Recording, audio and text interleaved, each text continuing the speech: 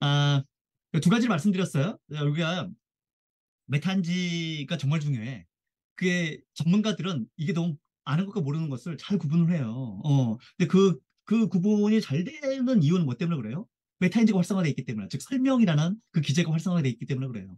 그 전문가가 설명을 못한다. 라고 한다면 그저 의심하셔야지. 전문가가 자기 전문 분야에 대해 설명을 못해. 그럼 이거 전문가 맞아요? 절대 그럴 리가 없죠. 이 사람 비전문가지. 그런 건 좀 의심하셔야 돼요. 많이 의심하셔야 돼요. 제가 최근에도 만났거든요, 그런 사람이.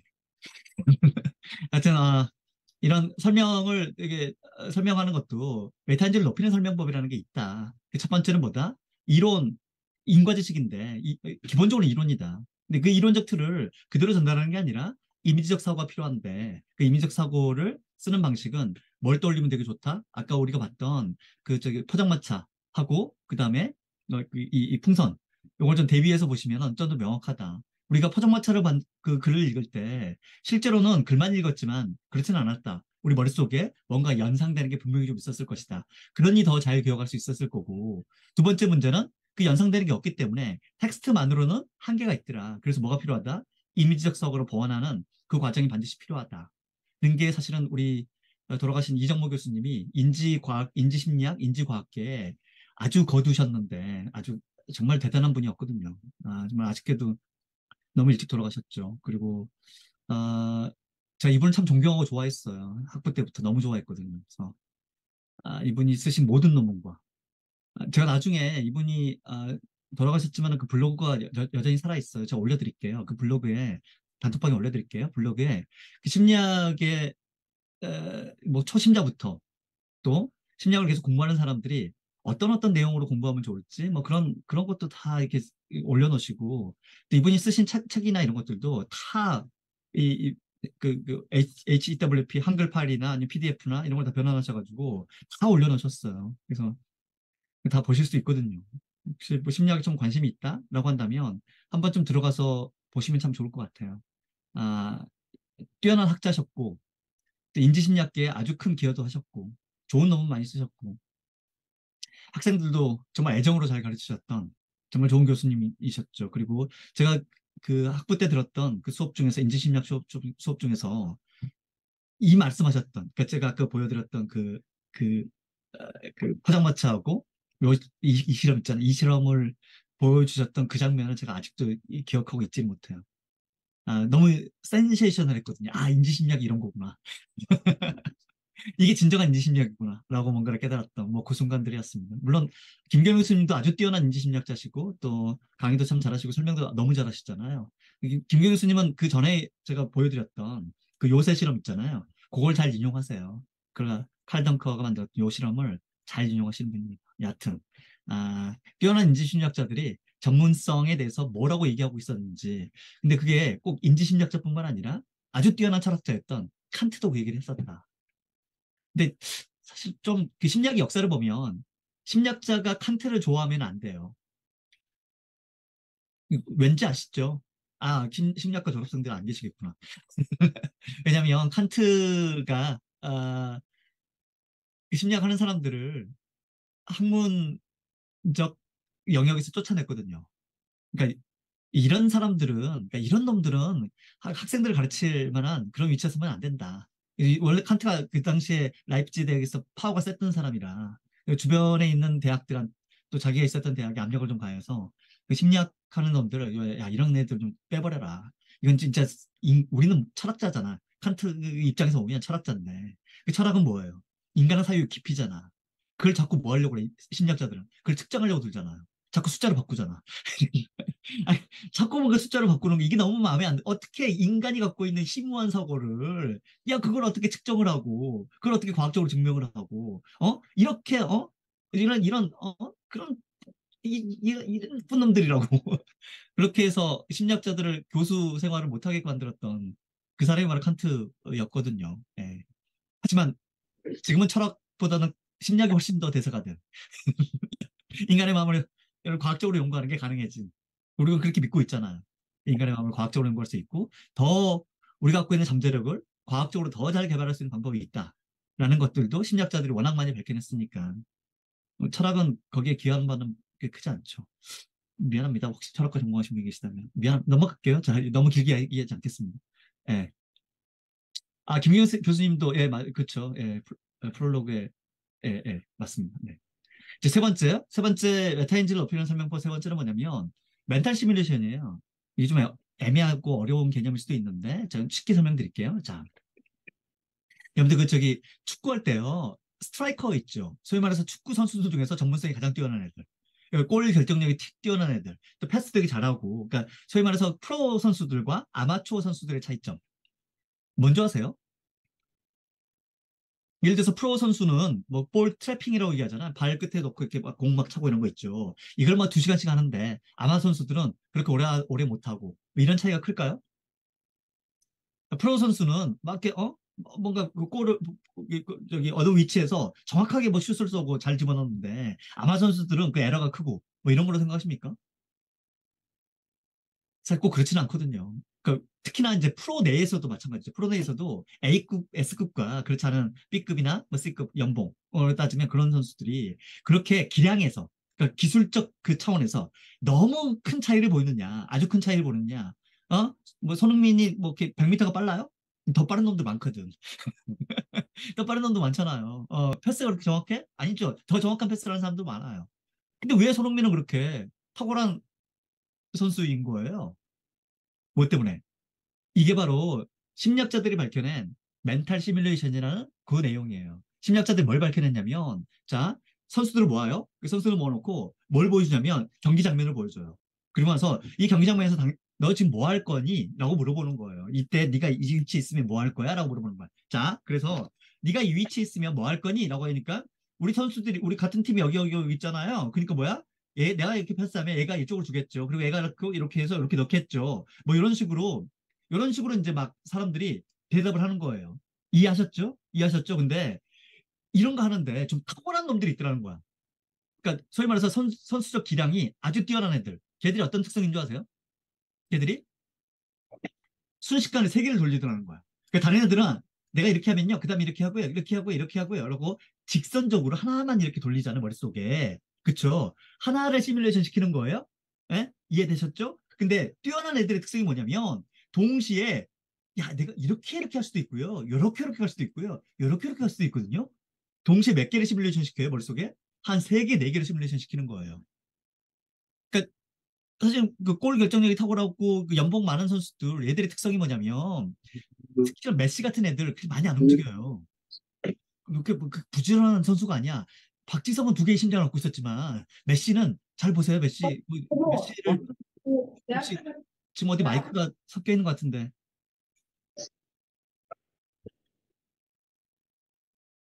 아, 예, 감사합니다. 모니터링 3이라는데 모니터링 3 좀, 예, 예. 아, 메시는 그라운드에서 거의 걸어 다녀요. 그래서 제일 욕을 많이 먹어. 왜 저렇게 불성실한 애가 전 세계에서 가장 많은 연봉을 받고 이렇게 위대한 선수냐 말이 되냐. 하지만은 그렇지 않죠. 왜요? 볼이 한번 오는 순간 모든 것을 다 장악해요. 머릿속에서. 왜? 그 전에 다 이걸 그리고 있었거든. 그러니까 천천히 걸어다니면서 메시가 하는 일은 뭐냐면 그냥 내가 누구한테 패스할까 이거 보는 게 아니라 전체 그라운드를 봐요. 우리 팀과 상대팀의 위치, 이것들이 어떻게 움직이는지를 머릿속에 다 시뮬레이션 시키는 거예요. 나한테 볼이 딱 오잖아요. 그럼 뭐야? 이 모든 게 다 시뮬레이션 된 상태에서 가장 확률이 높은 그 방식으로 움직여요. 나중에 그 메시 다큐멘터리 영상 있어요. 한번 보세요. 그러면 이게 어떤 내용인지 확실히 들어오실 거야. 검색창에 메시 게으름 이런 거 치면 나올 거야. 그라운드 걸어다님 뭐 이런 거. 안팀 메시 안팀 뭐 이런 거. 그러면, 아마 그 내용 보실 수 있을 거예요. 여하튼 자, 전문가의 특성은 뭐냐면 어떤 상황에서 뭐 하는 거예요? 시뮬레이션을 여러 개를 돌리는 거예요. 자, 이게 무슨 얘기냐? 자, 처음에 뭐가 되게 중요하다? 인과지식 중요하다. 근데 인과지식이 뭐 하는 사람? 딱 하나밖에 없는 사람이 있어. 그러니까 내가 갖고 있는 그 이론적 모형이 딱 하나밖에 없어. 이런 사람이 있고 뭐예요? 그 이론적 모형이 여러 개야. 여러 개야. 그래서 이 상황에서는 요렇게 이 방식으로 어떤 결과가 나올 거고요. 이럴 때는요, 이런 방식으로 결과가 나올 거예요. 자, 어느 게 더 전문가입니까? 딱 하나만 갖고 있는 그 경력을 갖고 있는 사람이 아니면 여러 개를 갖고 있는 사람이에요. 당연히 여러 개를 갖고 있는 사람이에요. 그러면 그 여러 개의 과정에서 어떤 장면에서 뭐가 개입이 되고 어떤 때 우리의 결과를 만들어내는데 더 유리하고 이런 것들을 뭐 할 수 있어요? 시뮬레이션을 돌려보면 알 수 있겠죠. 머릿속에. 그래서 사실 뛰어난 연구자들의 특색은 뭐냐면 연구 모형을 만들고 그걸 다 실험을 해보거나 그걸 다 서베이를 돌려보거나 그렇게 해서 확인하는 게 아니에요. 일단 머릿속에서 뭐 해봐? 아, 이런 변수들은 이렇게 이렇게 영향을 미칠 거야. 이 변수는 아마 여기에서 큰 영향력을 발휘할 가능성이 높지. 뭐 이런 식으로 머릿속에 다 그려보는 겁니다. 그리고 나서 최종적으로 이걸 증명하는 거죠. 그리고 이론을 만들어내는 거예요.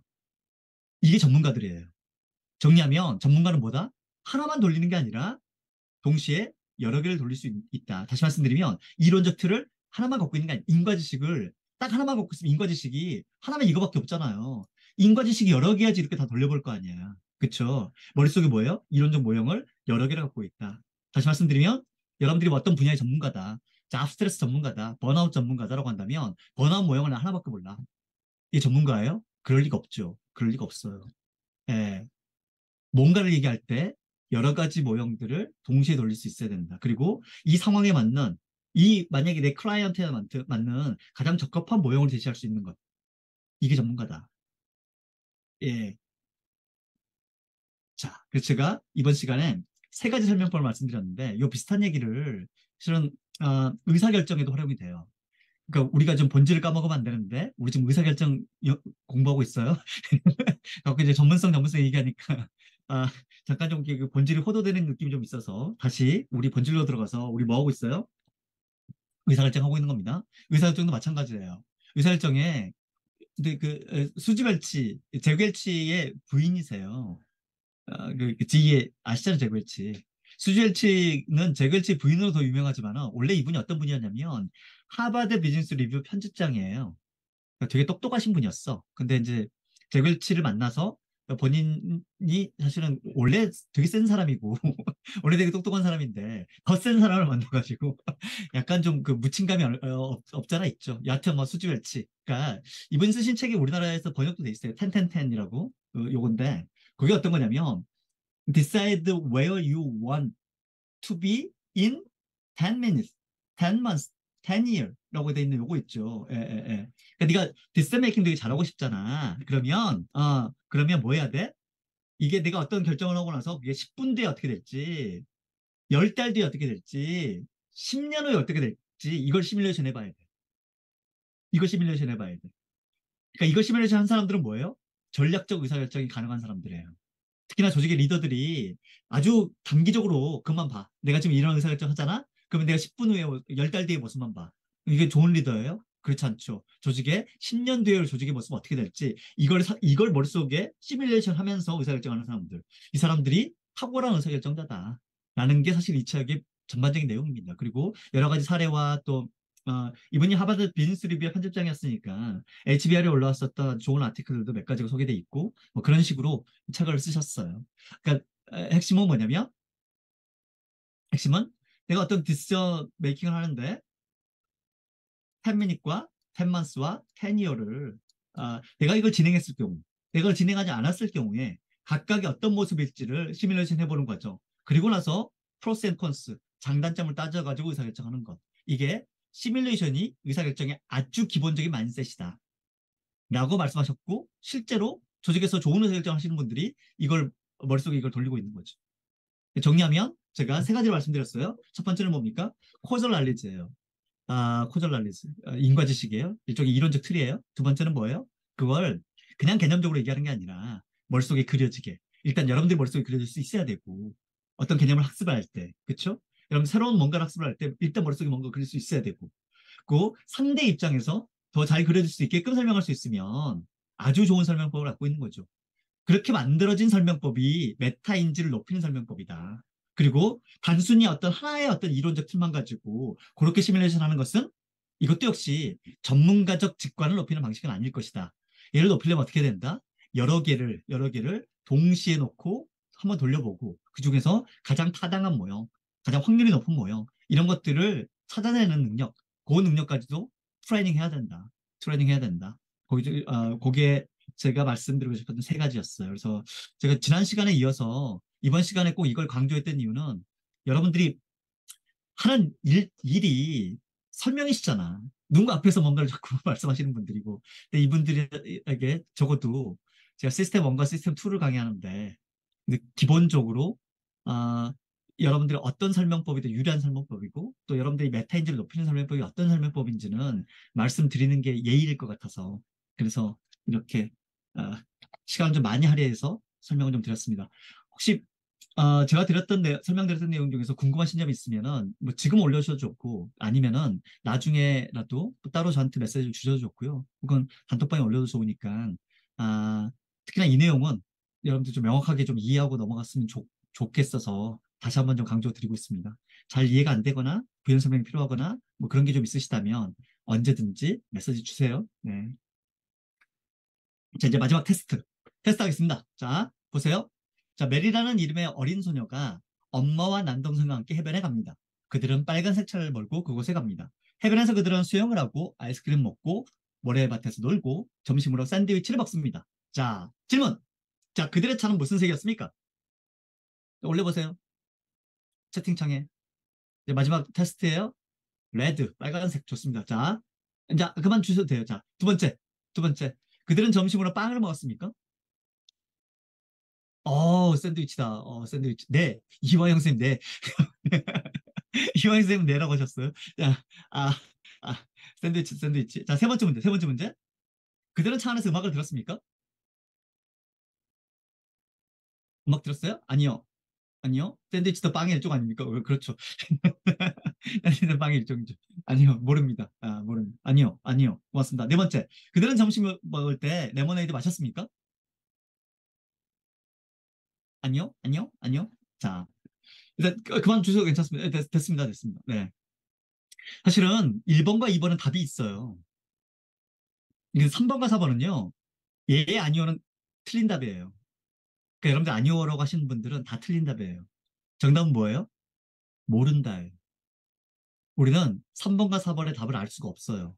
이 문장을 보고, 이 문장을 보고요, 3번과 4번의 답을 절대 알 수가 없어요. 근데 우리 뭐라고 그래요? 3번과 4번을 아니다라고 얘기해요. 이건 제가 만든 문제가 아니고요. 혹시 이 문장을 어디선가 보셨다면, 어디서 보셨을 거냐면, 스티븐 레빗이 쓴 요 책에서 보셨을 거예요. 요 책의 첫 장에 그 내용이 나와요. 이분들이 경제학자들이에요. 뭐, 이렇게 괴짜 경제학, 뭐, 이런 거로 되게 유명하신 분이야. 나중에 한번, 요 분이, 스티븐 레빗이 얼마나 유명하신 분인지 검색하면 나와요. 레빗 교수가 무슨 얘기를 하셨냐면, 요걸 사례를 들면서 이렇게 얘기했어요. 근데 이게 메타인지하고 정확하게 일치하는 설명이에요. 자, 이때가 이제 미국의 경제가 금융위기를 겪고 진짜 똑똑하다고 생각하는 사람들 있고 월스트리트에 천재들이 있었잖아요. 그 사람들이 다 또 미국의 저기 그 FRB나 이런 데서 아주 천재적으로 활동하는 사람들 그 사람들이 다 뭐라고 그랬어요? 답을 알고 있다고 얘기했거든. 혹은 그 답에 대해서 yes와 아니면 no를 늘 분명하게 얘기했어요. 지금 금리 인상이 필요하냐? 그렇다. 아니다. 이렇게 항상 명확하게 답을 줬던 사람들이에요. 근데 미국 경제를 망친 사람이 누구냐? 미국 경제뿐만 아니라 그 파급 효과로 전 세계 경제가 왜 위기에 빠졌냐? 그 위기에 빠진 이유가 있을 거 아니야? 원인이 있을 거 아니야? 그 원인을 레비코스가 뭐라고 그래요? 제발 모르면 모른다고 얘기해라. 근데 뭐야?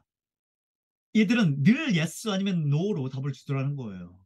내가 답을 알고 있다고 생각을 하고 이건 아니고 이건 맞고 이런 식으로 답을 늘 주고 있었던 코어 놈들 때문에 걔들 때문에 미국 경제가 망가졌고 금융위기에 빠졌고 전 세계는 도탄에 빠졌다. 그래서 뭐가 필요하다? 제발 경제학자들이요. 어? 모르면 모른다고 좀 얘기하세요. 라는 얘기를 좀 하고 싶어서 이 책의 첫 장에 혹시 이 문장이 기억나신다면 이 내용이 나와요. 아, 뭐랑 비슷해요? 전형적인 메타인지죠. 그 진정한 전문가는 뭐예요? 메타인지적 기재를 갖고 있는 사람들이에요. 모르면 모른다고 얘기하는 거. 마지막 테스트에 실패하신 분들이 많아서 넘어가겠습니다. 자, 이제 전문가들의 습관. 몇 가지만 좀 정리해 드릴게요. 자, 전문가들의 습관은 뭐냐면, 이게 해당 분야에 need for cognition이라는 개념이 있어요. 그러니까 우리말로 하면 인지 욕구라는 거예요. 인지 욕구는 어떤 거냐면 그냥 궁금해 죽겠어. 야 이거 좀 알고 싶어 죽겠어. 아까 제가 그 우리 이정모 교수님의 블로그 드릴 때 심리학에 관련된 다양한 어떤 자료들이 잘 정리되어 있습니다. 한번 들어가 보시죠. 라고 제가 블로그 안 알려드렸잖아. 이때 어떤 사람들이 있어요. 너무 궁금한 거야. 야, 이거 빨리 좀 들어가서 확인했으면 좋겠어. 이런 분들이 계실 거 아니에요. 그 사람들 누구예요? 하이 NFC야. Need for Cognition의 약자예요. 이 사람들 하이예요. 그쵸? 근데 어떤 사람도 있어요. 이렇게 말씀드려도. 별로 관심 없는데? 그게 뭐? 이렇게 얘기하는 사람 있을 거 아니에요. 그 사람들 누굽니까? 로겠죠. 한 중간 정도가 미디움이에요.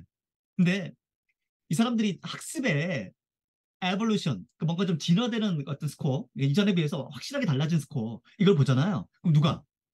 머리가 지능이 높은 사람이 아니라 왜 이 연구가 훌륭한 연구냐면 얘들의 지능이 중요한 게 아니라는 거예요. 머리가 좋고 나쁘고 중요한 게 아니라 뭐가 더 중요하다? NFC가 훨씬 더 중요하다. 니드 포커 인지 욕구, 인지 욕구. 그러니까 네가 어떤 분야에 대해서 인지 욕구가 생기잖아. 근데 그 인지 욕구가 생기면 어떻게 해요? 그 즉시 학습하려고 들겠죠. 바로 확인하고 들 거 아니에요. 예를 들어서 제가 이 블로그를 채팅창에 올려주자마자 이미 시간은 뭐 11시가 넘어가고 있겠지만은 그때 막 들어가가지고 뭐 이런 게 있구나 이런 게 있구나 이렇게 이렇게 보신 분들이 계시겠죠. 그분들이 뭐야? 실제 전문가가 될 가능성이 높죠. 그 분야에. 그러니까 저는 이제 심리학을 말씀드렸으니까 심리학 분야가 있고 여러분들은 좀 다른 관점의 다른 분야라면 그 분야에 뭔가 우리가 이런 표현 쓰잖아요. 어디에 꽂혔어. 이런 거 있잖아. 요즘 내 이런 데 꽂혔거든. 그 꽂혔다는 것이 중요한 게 아니에요. 꽂힌 것을 뭐 해야 돼요? 즉시 학습해야 돼요. 즉시 학습. 왜? 사람들은 그 욕구가 강할 때 뭔가 주어지잖아요. 그러면 그 동기 수준이 다르기 때문에 동기 수준이 다르기 때문에 훨씬 더 그 문제를 에 대해서 직관이나 어떤 그 통찰이나 이런 게 훨씬 더 좋아지거든요. 이걸 반드시 기억했으면 좋겠습니다. 자, 이건 잔더는 세계적인 임원들을 이렇게 잘 찾아가지고 이렇게 회사에 이렇게 넣어주는 그 헤드헌터들 있잖아요. 헤드헌터인데, 이게 스위스에서인데 전 세계에 브랜치가 다 있어요. 전 세계, 몇백 개 있어, 몇백 개. 우리나라도 있어. 이건잔더 코리아가 있어. 아, 우리하고 좀 익숙하지 않은 이유는 우리가 임원이 아니기 때문에 그래요.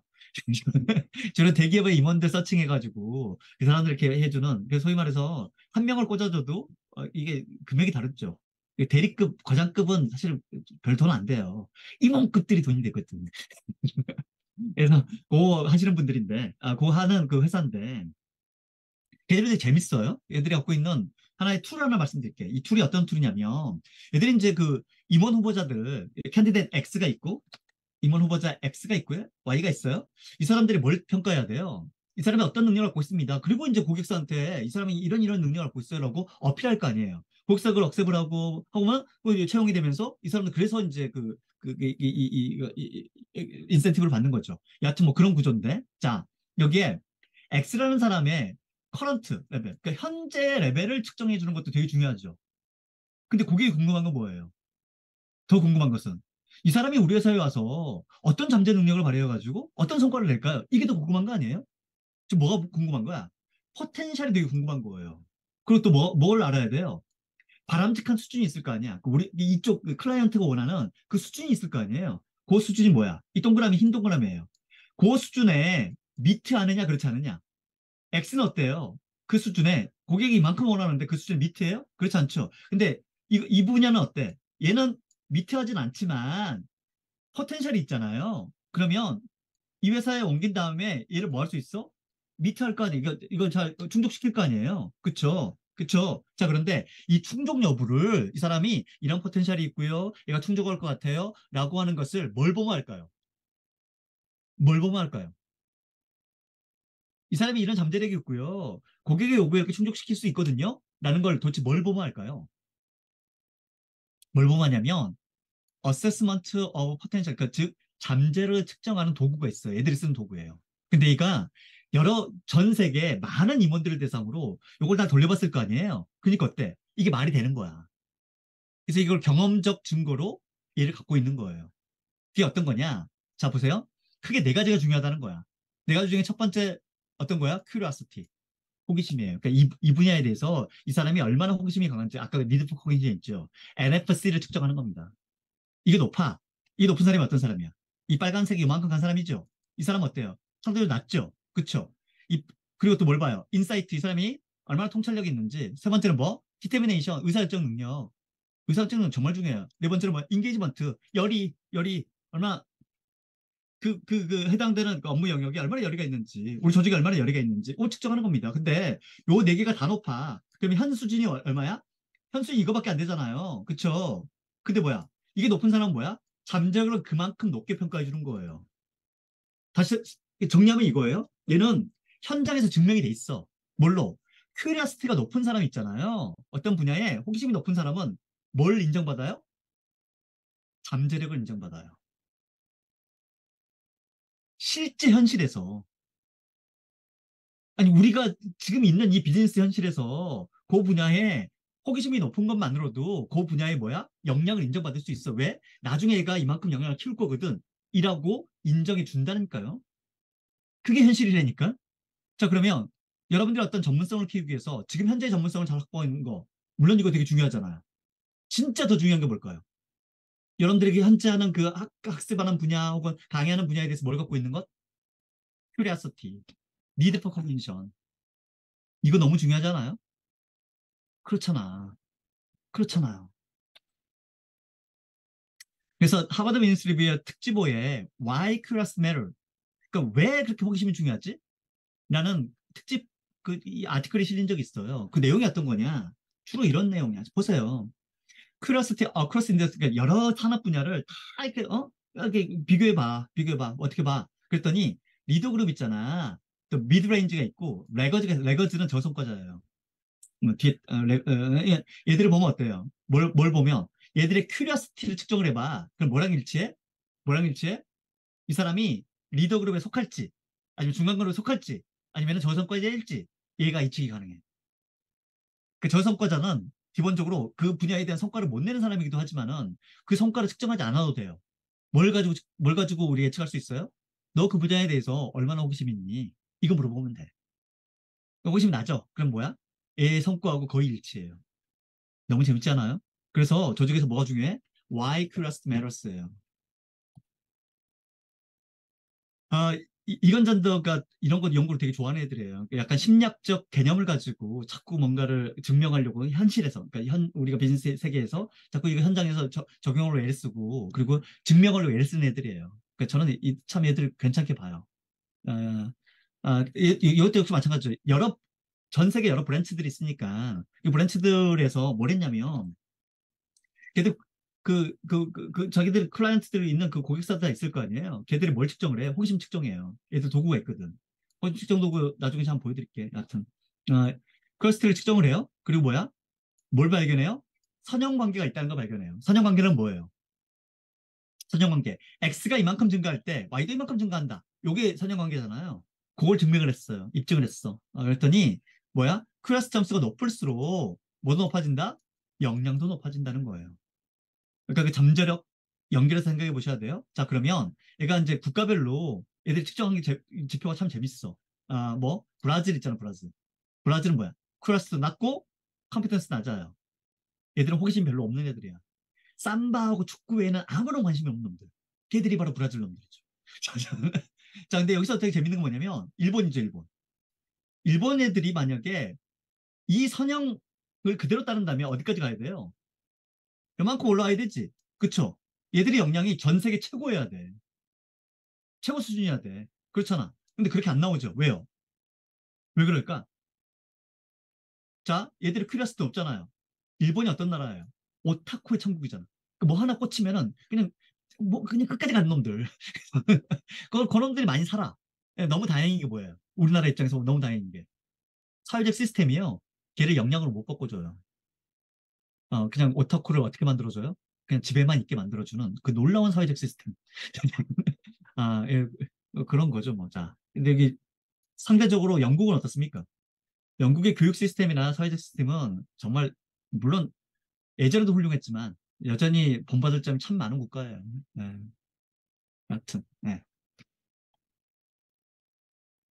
임원과 일반 직원의 호기심을 비교해보면, C레벨, 임원 그룹과요. 그 다음에 일반 직원들을 비교해보잖아요. 완전 달라요. 이런 게, 이런 게 너무 달라. 네. 아, 내가 뭔가 좀 호기심을 갖는데 장벽이 느껴지지 않아. 난 장벽이 없다고 생각해. 난 뭐든지 다 호기심을 가지면 그 장벽 같은 거 안 느껴져. 임원들 뭐라 그래? 난 안 느껴지거든.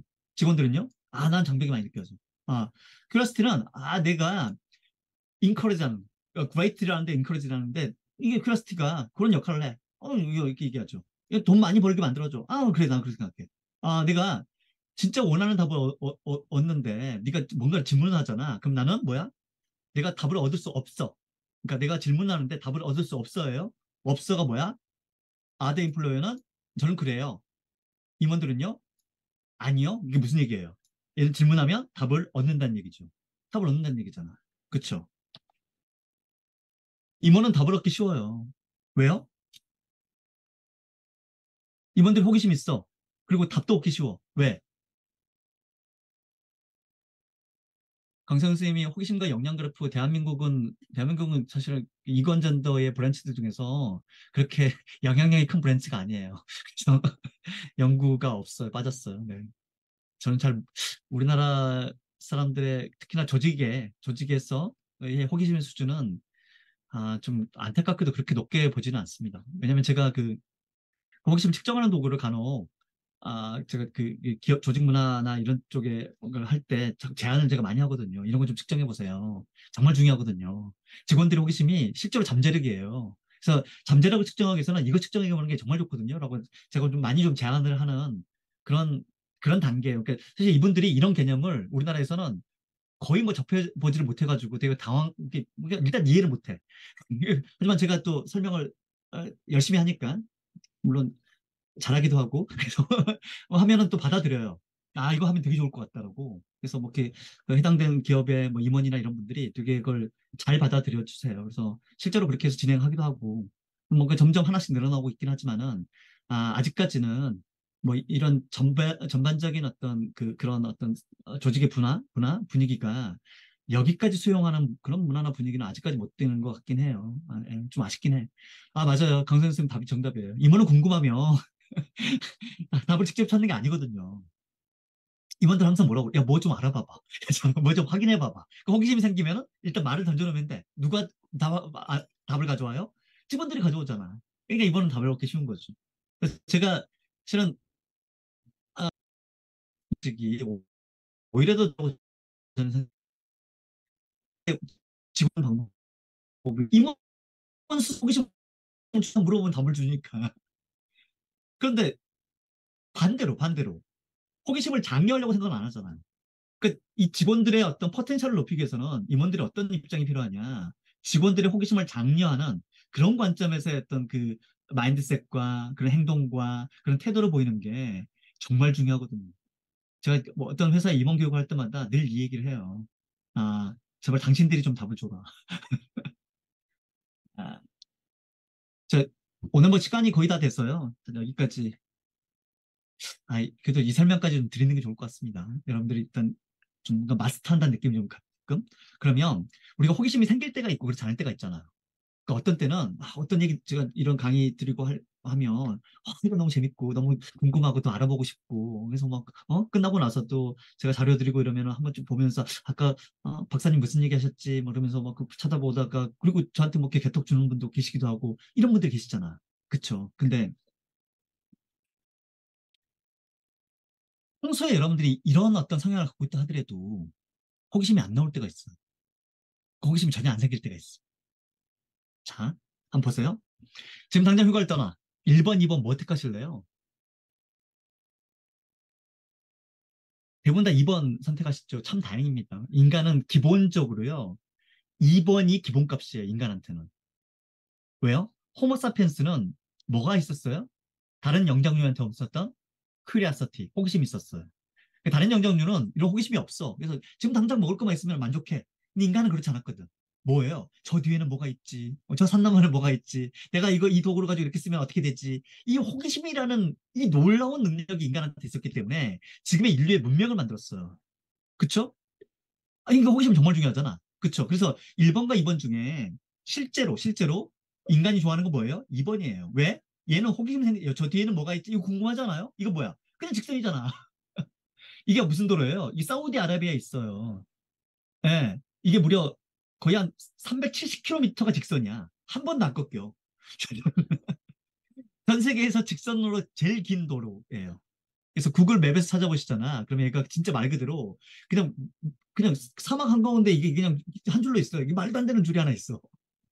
그러니까 수원 제가 집이 이제 수원이니까 수원에서 부산까지의 거리가 딱 이 거리예요. 수원에서 부산까지를 한 번도 안 꺾이고 간다고 생각하시면 돼요. 아, 요게 근데 우리가 1번에 끌릴 때가 있어. 언제 1번에 끌려요? 2번이 기본값. 이게 디폴트예요. 기본값인데 언제 1번에 끌려요? 여러분들 스트레스가 많을 때 그래요. 그 뭔가 시달리는 게 많어. 고민할 것도 많고 스트레스가 많어. 그럼 뭐 하고 싶어요? 그냥 아무 생각 없이 그냥 쭉 달리고 싶어 하는 거야. 그렇잖아. 근데 그렇지 않고 아주 편안한 상태일 때 어떻게 해요? 그냥 이것도 궁금하고 이것도 궁금하고 즉 2번 상태로 가. 2번이 기본값이야. 근데 늘 2번에 있는 게 아니라 우리가 왔다 갔다 하더라. 어디로? 1번으로 가고 싶을 때가 있더라는 거예요. 1번으로 가고 싶을 때가. 그래서 우리가 생각하는 어떤 명화나 그쵸? 예, 다 마찬가지예요. 동서양을 막론하고 모든 명화들은요 어떤 특성을 갖고 있습니까? 물론 투성화가들 빼고 몬드리안 칸디스키 빼고 몬드리안 칸디스키는 직선이죠. 걔들은 그분들은 직선이잖아. 하지만 우리가 명화라고 표현하는 건 뭐냐면 그냥 그 그림을 보고 이건 뭐다 이게 아니잖아요. 그쵸? 다 상상력이야. 그래서 큐레이터들이 하는 일이 뭐예요? 그 상상력을 자극시켜주는 거. 우리가 이 미술관에 오잖아요. 그 큐레이터가 사실은 요게 어떤 거고, 이거 뭐 요 뒤에는 뭐가 있는 거고, 그걸 상상하면서 뭐 화가가 어떻게 했던 거고, 이 작가는 당시 어떤 상태, 뭐 이런 식의 뭔가 자꾸 스토리를 들려주잖아요. 그게 너무 우리가 재밌잖아. 언제 그래? 언제 이게 재밌어요? 그 분야에 대해서 자연스러운 호기심이 발동될 때 그렇죠. 그럼 이 얘기 듣는 게 너무 재밌잖아. 그렇잖아. 근데 여러분 스트레스가 많아. 너무 힘들어. 그럼 어떻게 돼요? 그런 얘기가 잘 안 들려요. 인간의 기본값은 뭐라고요? 이런 게 기본값이야. 그리고 호기심 많은 직원들이요. 근데 그러니까 호기심을 일하는 자원, 얘가 일종의 자원이라고 생각하시면 돼요. 이 자원을 잘 관리하는 게 되게 중요해요. 호기심이라는 자원을 잘 관리하셔야 돼요. 호기심 자원을 잘 관리하는 최상의 방법은 심리학자들이 밝혀냈어요. 최상의 방법 첫 번째 뭐냐면 잘 주무시는 거. 그러니까 자원 확보의 최상의 방식은 잘 주무시는 것만큼 더 탁월한 방식을 심리학자들 아직까지 못 찾았어요. 여러분 주무시는 동안 여러분들 뇌는 계속 뭔가 작동할 거예요. 정리하고 또 버릴 거 버리고 조직화할 거 조직화하면서 뭔가 좀 부족한 거 있으면 그걸 자꾸 띄워줄 거야. 그리고 다음날 잘 주무신 분들은 뭘 채우려고 하는 그 욕구가 아주 쉽게 발동이 될 겁니다. 그래서 제가 늘 여러분들한테 얘기하는 것은 여러분들이 돈이 있어서 어디다 돈을 써야 된다. 라고 한다면 소위 말해서 자기한테 투자를 해야 된다. 좋은 책 사보고 좋은 강의 듣고 이런 것도 물론 필요하죠. 하지만 기본적으로 좋은 침구를 사세요. 좋은 매트리스 사시고요. 좋은 베개 사시고 좋은 이불 덮으세요. 예. 그게 여러분들한테 하는 최상의 투자예요. 예. 두 번째는 자원확보의 두 번째 방식은 뭐냐면 멍 때리기예요. 누가 멍 때리기 쓰셨던데 사람들이 그냥 멍 때리는 게 뭐냐면 이건 디폴트 워드 네트워크라고 얘가 또 뇌과학적 용어가 있어요. 예. 그 상태로 들어가는 게 되게 중요해요. 지금 시간을 다 썼기 때문에 제가 일단 뭐 이렇게 핵심만 이렇게 말씀드리고 다음번에 뭐 혹시 정리가 필요하면은 요것도 한 번 더 정리해 드리면서 그 다음 과정을 이어서 진행하도록 하겠습니다. 일단 지금 너무 시간을 넘기면 또 예의가 아니어서 오늘 과정은 일단 여기서 마무리하겠습니다. 그리고 다음번에 오늘 뭐 이렇게 그 호기심이라는 자원 이런 게 우리 전문성을 확보하는 데 너무 중요한 거니까. 그래서 그 잠재력을 키우는 데도 너무 중요하니까. 그래서 그 내용에 대해서는 한 번쯤 다시 정리해드리고 그리고 다음 컨텐츠로 이어서 진행하도록 하겠습니다. 오늘 고생 많으셨고요. 오늘 보여드렸던 자료는 마찬가지로 단톡방에 올려드리겠습니다. 네. 또 봬요.